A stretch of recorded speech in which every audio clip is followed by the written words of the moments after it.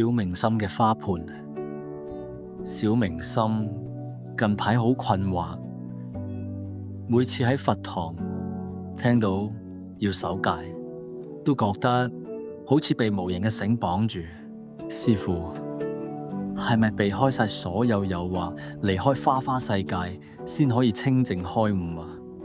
佢托住腮紋，老和尚微笑，帶佢行去庭院。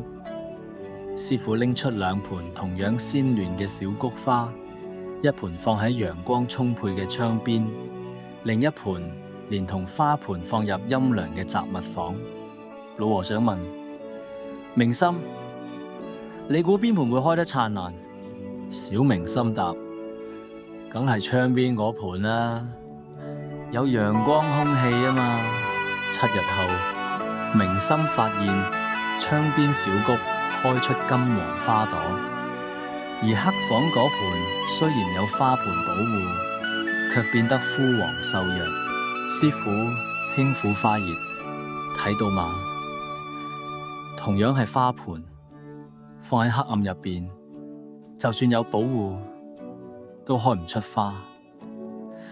戒律唔係要我哋逃避世界，係幫我哋喺陽光下有根基地成長。明心望住兩盆花，終於明白真正嘅保護係為咗更好地擁抱世界。